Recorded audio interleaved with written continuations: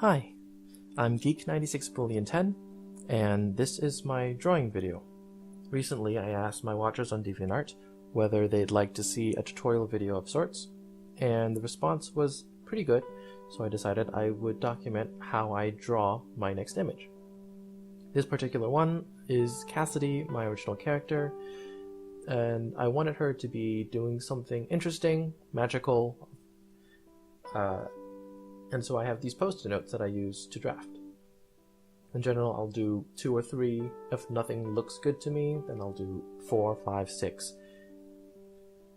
In this particular case, of course, I tried to get it as quickly as possible so that the video didn't have to go any longer than necessary. And it take a while, but eventually I settle on this one that I'm drawing right now. The best ones usually come to mind after you've drawn a bunch of other ones because it allows your brain to have time to brainstorm. But after selecting one, I take a piece of paper, whether it's a sketchbook or just regular printer paper, and I do a very light, very rough sketch of the concept. Basically, this is translating the super simple, super chibi version that I've drawn on the note into something that can be turned into a larger piece of work with more detail. With more detail come more mistakes, much like me trying to say the word mistake. And so I also use post-it notes there. And the benefit of using post-it notes on drafts like this is that I don't have to erase. The eraser I spare basically untouched. And also I can adjust and move and rotate different things if they don't look right. So it's like a primitive version of Photoshop in real life. But then after that, I will do a second layer using a pen.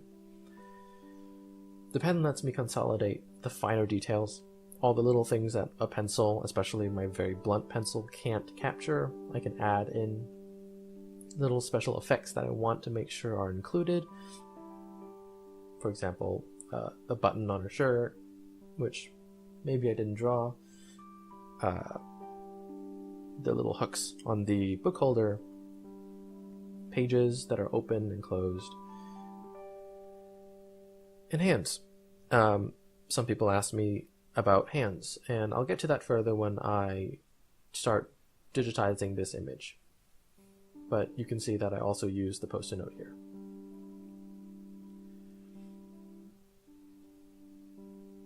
Part of the process is a lot of refining at this point, because the more refining that I do now, the less I have to do later. Which is why I didn't scan the chibi version and then try to draw off of that.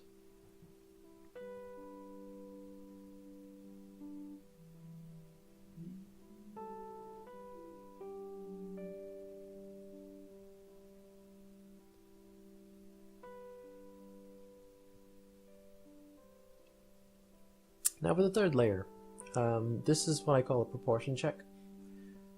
Even if an image looks good at first glance or after having stared at it for a very long time, I still do a proportion check just to make sure that any character's features are in general proper, and so there isn't any character in my scene that is distorted in any way that looks weird. You'll see that I have a bunch of arrows to signify what I need to change, and even though it's not shown immediately here, the changes I do in Photoshop as soon as I scan in the image.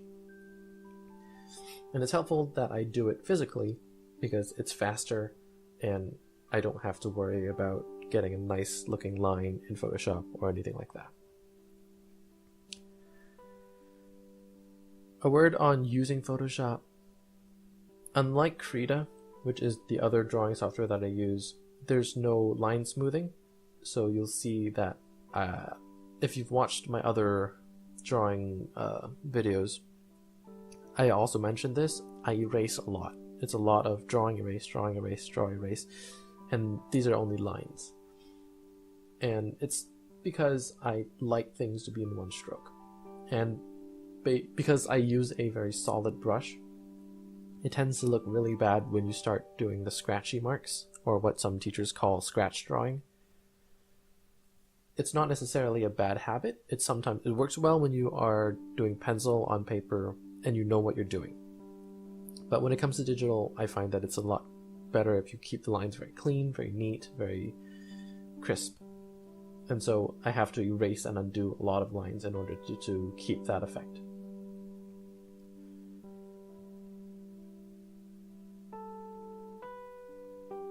Part of the conundrum of using digital is that you're allowed a very limited perspective on what you're drawing.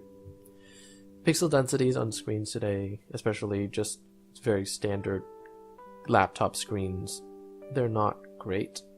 So you're only allowed a very narrow view if you want to see one-to-one in terms of pixels. Otherwise, different software have different ways of dealing with this, but you'll get a lot of compression.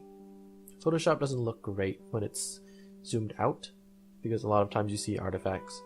So you'll see me draw in this one-to-one zoom a lot. But what this means is every now and then I have to zoom out of the entire image just to make sure that everything looks good. Like here you'll see I have to zoom out before I can position this correctly. And I have to do it a second time because in that narrow view I'm not allowed to see the entire image.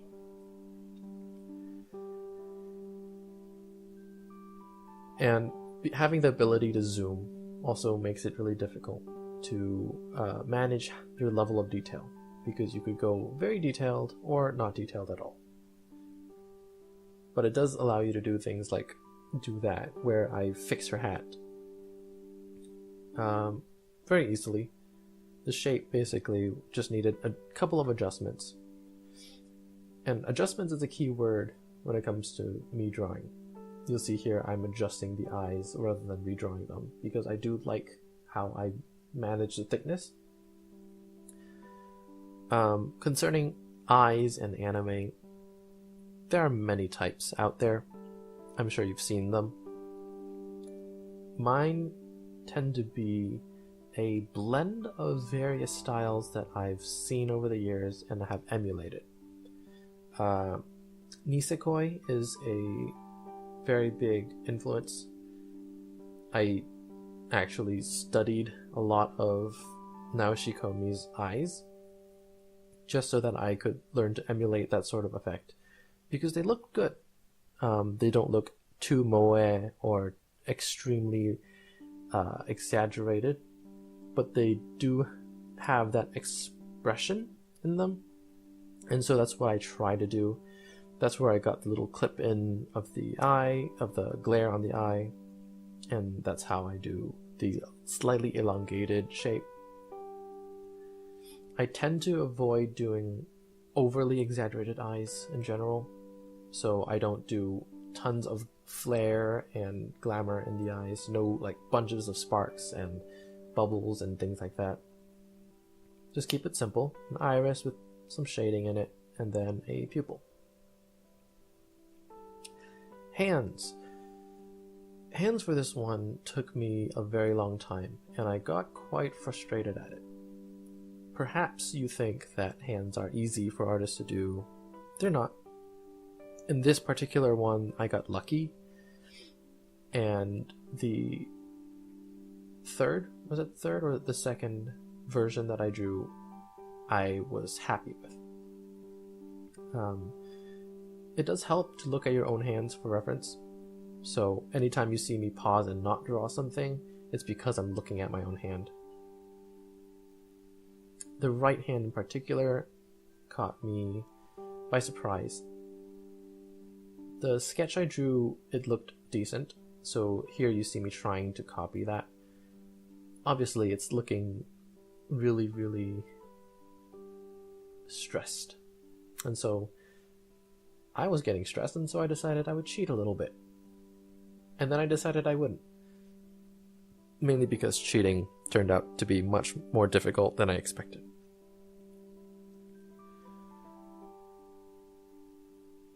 Here's another attempt, and again, it just doesn't work out. I spend a lot more time on this one because I think I can get away with it, I can fix it. And that's a very big idea, is I can just fix this. I can make this over and over again, and eventually I can fix it to make it look right. In this particular case, I got lucky. I could fix it. It took a lot more work, but it was still fixable. It helps to have the first finger that you draw correct, because then you have a guide to everything else. For example, in this case, the index finger turned out all right. So the middle finger, the ring finger, pinky, all of these could follow along. Now you see me drag the hands to the face. That's just a scaling thing. If you take your hand and put it to your face, it's approximately the same size. And so I tend to want to make sure that characters' hands are the same size as their head or their face. I know some people draw hands very small because it's cuter that way, more feminine or whatever. That's fine, I don't mind, but I don't do it that way.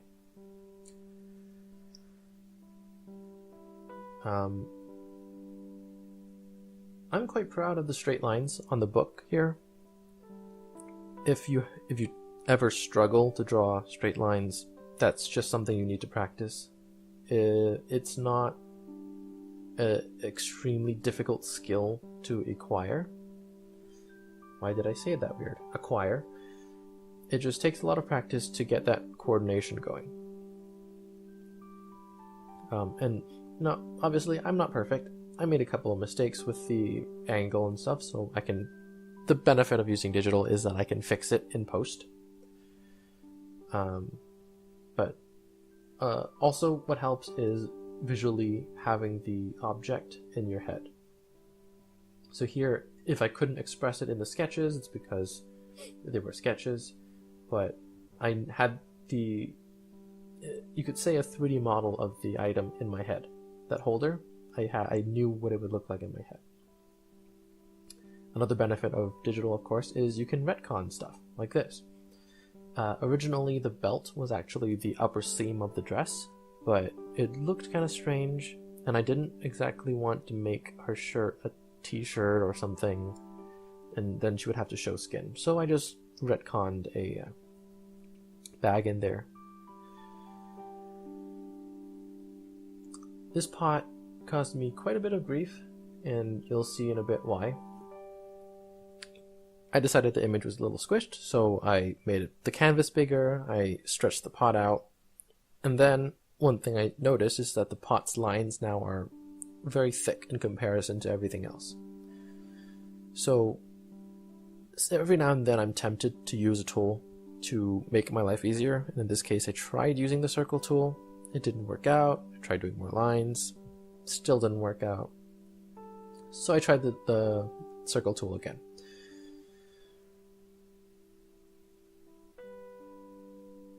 You'll see that I fiddle with it for quite a while. And word of advice, if you've drawn something a lot and then you decide to use a tool to complement it, doesn't look good. It's fairly obvious. So in this case, I decided I'd just crop the image and stick with the thicker lines.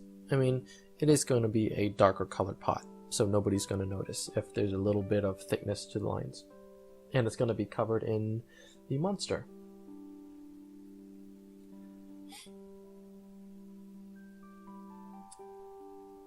So here you see me preparing to use a mask. If you've never used masks in coloring or drawing, I suggest you try to learn how to use them, because masks are really useful when it comes to coloring. Basically, it means you color in the lines once, and then you don't have to worry about staying in the lines of the mask ever again. It means you can apply special effects like lighting and shading into an object without having to worry about it bleeding onto other objects. When I do a piece that's just a single character or two characters, I'll tend to use masks for skin and clothing, but in this case, because I already have 3 objects and there's quite a bit of clothing, I decided it's fine, I can just use one mask for character, one mask for foreground, one mask for background.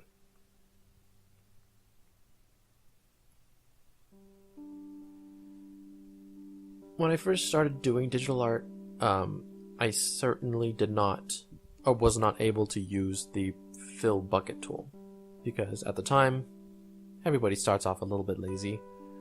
I didn't finish my lines. My lines never met at the end. There were often gaps.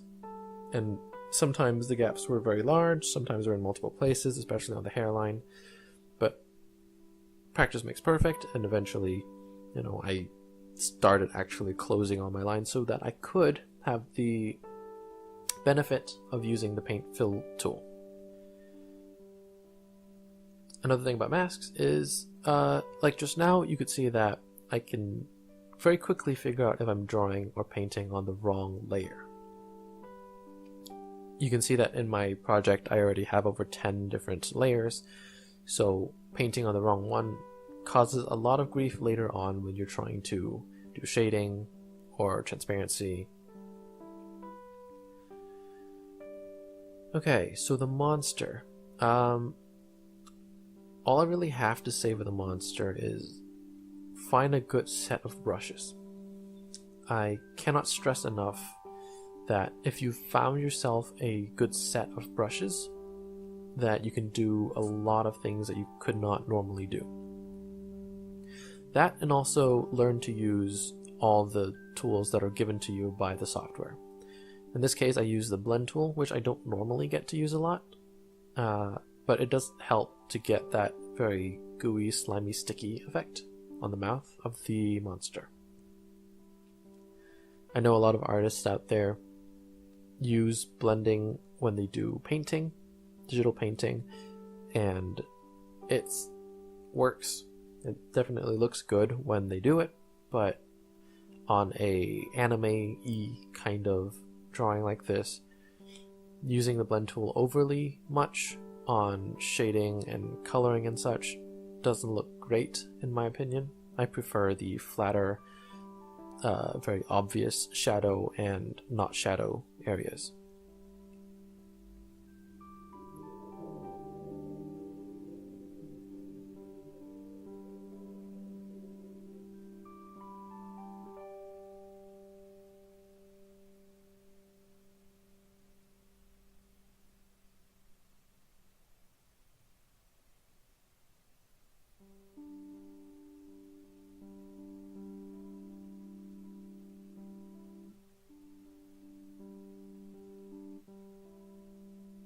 Another lesson that I'll share would be that transparency really does matter. So if you're doing a piece and you know you want the background to be white, then maybe it's okay to leave a white background, but always check. So I always have a background that is completely white, and then all my other layers are transparent in other places. That way I can always check if I'm missing something or whatever. This is the scarier part of when I draw. This is shading. Now, when I do my first pass of shading, it's always in very, very dark black with varying levels of opacity. This is because I want to know very surely exactly where I am shading. And because it's digital, because I have the ability to, I can always reduce the opacity or the brightness or the darkness later. So right now I just want to make sure everything is shaded where it needs to be shaded, regardless of how well it is shaded. That is because I have a philosophy, which is if the computer can do it, let the computer do it. So my shading process in general is doing this.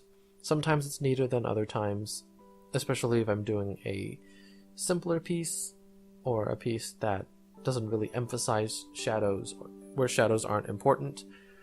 I'll just do a solid brush so that I don't have all the varying opacity levels. But the process here that I use is, first of all, I use a Gaussian blur to blur out the lines so that all the shading looks more neat. Then I use posterize so that I only have a very limited number of gradients.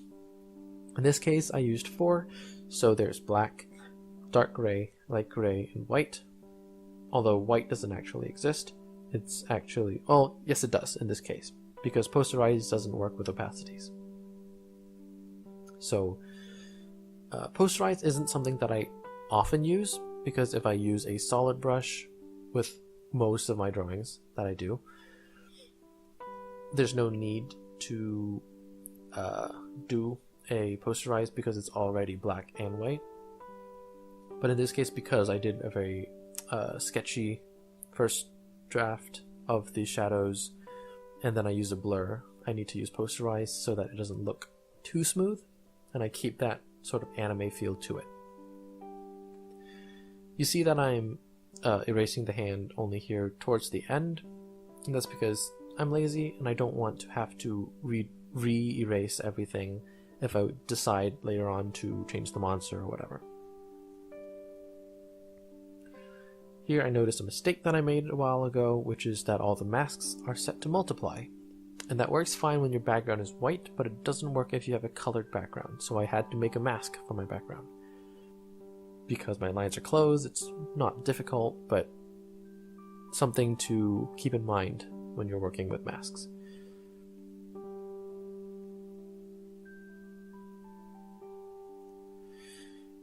And as always, check. I do a check on every single thing just to make sure that I do have everything that I want to have before I do the final touches. Final touches are the vignette and lighting. Lighting is always fun to do because it really helps emphasize the scene. I find that lighting overpowers like that. So if I do lighting immediately or very early on, it tends to draw too much attention.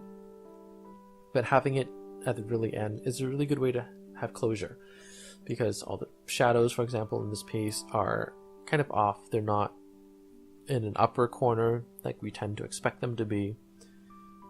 So finally being able to draw the light source helps emphasize all of these shadows and lighting, why those exist, stuff like that.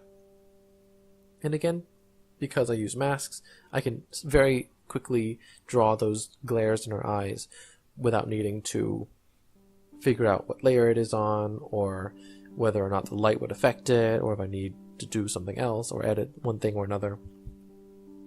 Very beneficial. And of course, at the end, sprinkle on a little bit of skin tones, make it a little pinker. You know, not necessary, but sometimes it helps, sometimes it doesn't. Depends on what you're drawing. In this case, I did it really lightly, and it worked fine. So that's how I drew this piece. I hoped it helped teach you something. Maybe you could learn something from it, whether it's learning from my mistakes or something that I said. And if you liked it, if you have a question, please comment. I will do my best to answer. And hopefully, at some point, I'll be able to do another one of these. Thanks for watching.